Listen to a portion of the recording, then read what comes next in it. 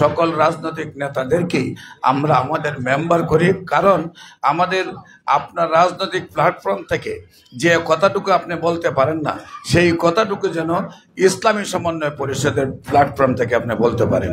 আমরা রাজনৈতিক যেখানে করি আমাদের আদর্শগত কারণেই আমরা অনেক কিছু আমাদের দলীয় সিদ্ধান্তর বাইরে আমরা নিতে পারি না সিদ্ধান্ত।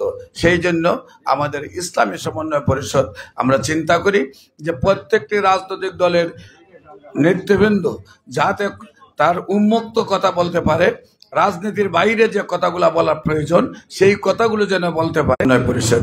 এবং আমরা আপনাদেরকে আগামী কাউন্সিলে আপনাদের সবাইকে আমরা আবার আমন্ত্রণ জানাবো। আমরা সবাইকে নিয়েই আছি এবং আপনাদের সবাইকে নিয়েই সামনে ইসলামী সমন্বয় পরিষদ চলবে। তবে আজকে যে বিষয়টা আপনারা দেখছেন, নবাব সিরাজউদ্দৌলার আমল থেকে এই পর্যন্ত আমরা যতই রক্ত দিয়েছি, যতই দেশকে সংস্কার করতে চেয়েছি, যতই মনে করেছি আমার রক্তের বিনিময়ে এই দেশে শান্তি প্রতিষ্ঠা হোক, কিন্তু শান্তি প্রতিষ্ঠার নামে শুধু আমরা ষড়যন্ত্রে লিপ্ত হয়েছি। আমরা শুধু মির্জাফরদেরকে দেখেছি, আমরা মারামারি, কাটাকাটি, হানাহানি, চুরি, ডাকাতি, রাহাজারি, কোন খারাপি, নারী নির্যাতন, নারী হত্যা এই সমাজ থেকে আমরা বিলুপ্ত করতে চেয়েছি। কিন্তু দিন তো দিন নারী নির্যাতন, নারী হত্যা, মারামারি, কাটাকাটি, হানাহানি, চুরি, ডাকাতি, রাহাজারি, কোন খারাপি শুধু দিন তো দিন বেড়েই চলেছে।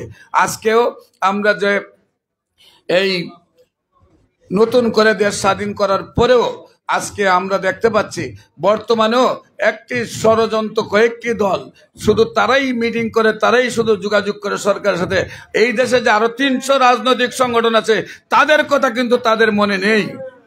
আমরা চাই এই সরকার সামনের নির্বাচনে যে এই দেশে রেজিস্ট্রেড সংগঠনের সাথে অরেজিস্ট্রেড আরো 300 রাজনৈতিক সংগঠন আছে তাদেরকে যেন মূল্যায়ন করে। আমরা দেখতে পাই নির্বাচনের সময় যখন এক একজন যারা নির্বাচন করেন, যে সংগঠনগুলোর রেজিস্ট্রেশন আছে, তারাও নির্বাচনের সময় সরকারের দাবেদারি সংগঠন না হলে আমাদের সেই সংগঠনগুলো নির্বাচনের সময় কোনো মূল্য থাকে না। তাই আমরা মনে করি যদি সঠিকভাবে নির্বাচন হতে হয়, প্রত্যেকটি রাজনৈতিক দলের চেয়ারম্যান এবং মহাসচিবকে অন্তত নির্বাচন কমিশন পরিচালনার যে অধিকার থাকে, যে ক্ষমতা থাকে, সেই ক্ষমতা প্রত্যেকটি রাজনৈতিক দলের চেয়ারম্যান মহাসচিবের অন্ততকে ওই দিনে দেওয়া প্রয়োজন। বিশেষ করে 300 রাজনৈতিক সংগঠনের চেয়ারম্যান মহাসচিবকে যদি সিকিউরিটি হিসাবে 2 জন করে পুলিশ দেওয়া হয়, মাত্র 600 পুলিশ সিকিউরিটি গার্ড দিলেই আমরা একটা নিরাপত্তা মনে করি। আমরা সেই দিন নির্বাচনের দিন দলের প্রধানরা নিজেদের এই কি আত্মমর্যাদা রক্ষা করতে অনেক সময় লুকিয়ে থাকতে হয়, তারা নিরাপত্তাহীন মনে করেন। তাদেরকে নিরাপত্তা দেওয়া প্রথম সরকারের কাজ। প্রত্যেকটি রাজনৈতিক দলের চেয়ারম্যান এবং মহাসচিবকে যেন আগামী নির্বাচনে যথাযথ নিরাপত্তা দেওয়ার ব্যবস্থা করা হয়। সর্বনিম্ন অন্তত 2 জন পুলিশ দিয়ে তাদেরকে সিকিউরিটি ব্যবস্থা যেন করা হয়, এই আবেদনটু সরকারের কাছে রাখছি। পাশাপাশি রাজনৈতিক সেই নির্বাচনে, জাতীয় নির্বাচন সারা বাংলাদেশে একসাথে হওয়ার কারণে আমরা সরকারের কাছে দাবি রাখছি যে প্রত্যেকটি বিভাগকে আলাদা করে এক একটি বিভাগে যদি আমরা এক এক দিন নির্বাচন দেই, সারা বাংলাদেশের সকল রাজনৈতিক নেতারা যদি সেইখানে কাজ করে, সারা বাংলাদেশের সকল প্রশাসন যদি সেইখানে কাজ করে, তাহলে ওই বিভাগ থেকে সুন্দরভাবে নির্বাচন করা সম্ভব। আমরা অন্ততপক্ষে যদি সারা বাংলাদেশের নির্বাচনকে কন্ট্রোল করার মতো ক্ষমতা সরকারের নেই আমরা মনে করি, সেই জন্য আমরা মনে করি প্রত্যেকটা বিভাগকে আলাদা আলাদা 8 দিনে সারা বাংলাদেশের নির্বাচনটা করার জন্য আমরা অনুরোধ করব। বিশেষ করে আপনারা যারা বিভিন্ন রাজনৈতিক সংগঠন রয়েছেন, আপনারা রাজনৈতিকভাবে ঐক্য হয়ে আজকে আমরা সিদ্ধান্ত নেব কি কি প্রস্তাবগুলি সরকারের কাছে পৌঁছানো উচিত, সেই বিষয়গুলি আপনারা আমাদের সামনে তুলে ধরবেন। এবং আজকে আপনারা সকল রাজনৈতিক দলের চেয়ারম্যান এবং মহাসচিবরা উপস্থিত হয়ে আমাদেরকে ধন্য করেছেন। আপনাদের প্রতি আবারও কৃতজ্ঞতা জানিয়ে আমি আমার স্বাগতম বক্তব্য এখানে শেষ করছি।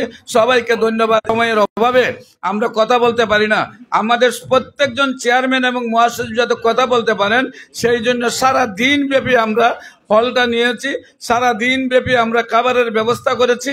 আপনারা সবাই সারা দিন সময় দিয়ে আমাদেরকে দেশ করার জন্য অন্তত একটা দিন বিসর্জন দিবেন।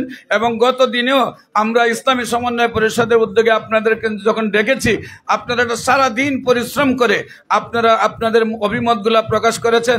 আজকেও অভিমতগুলা প্রকাশ করবেন দেশের জন্য। অন্তপক্ষে যেমনিভাবে রাসূল সাল্লাল্লাহু আলাইহি সাল্লাম মক্কা থেকে মদিনা হিজরত করেছেন, 350 কিলো হেঁটেছেন, হীরা পর্বত গুহার মধ্যে উঠেছেন। আমরা হীরা পর্বত গুহার নিচে গিয়ে সাহস পাই নাই উপরে ওঠার, অথচ রাসূল সাল্লাল্লাহু আলাইহি সেখানে গিয়ে ধ্যান করেছেন। আমাদেরকে ধ্যান করতে হবে, আমাদেরকে সেই মক্কা মদিনার মতো হিজরতের সফর দিতে হবে। নিজেদের সময় এবং মেধা দিয়েই এই দেশটাকে শান্তির পতাকারে নিয়ে আসার জন্য আপনাদেরকে আহ্বান জানিয়ে আমি আমার স্বাগত বক্তব্য এখানে শেষ করছি। আমার আলোচনায় ভুল ত্রুটি হলে ক্ষমা যাচ্ছি। সবাইকে ধন্যবাদ। আসসালামু আলাইকুম ওয়া রাহমাতুল্লাহি ওয়া বারাকাতুহু।